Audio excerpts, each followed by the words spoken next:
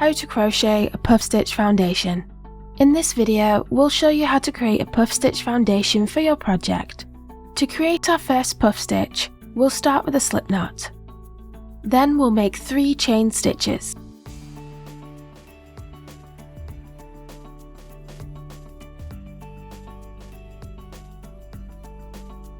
Now elongate the loop on your hook. Yarn over, then insert the hook into the first chain stitch made. Yarn over and draw a loop through and up to the height of the first loop. Repeat this a second time. Yarn over and insert your hook into the same chain stitch, then yarn over again and draw a loop through.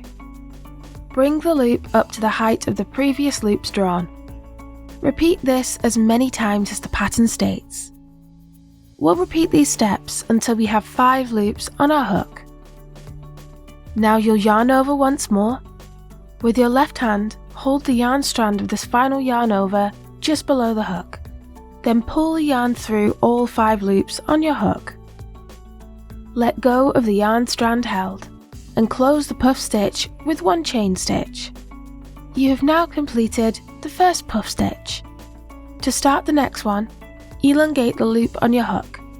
Yarn over, then insert your hook into the top of the last puff stitch.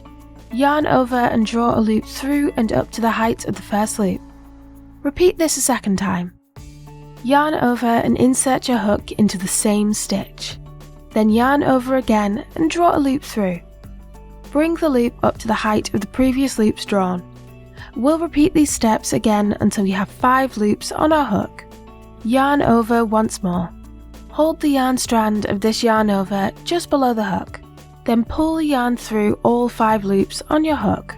Let go of the yarn strand held. And close your puff stitch with 1 chain stitch.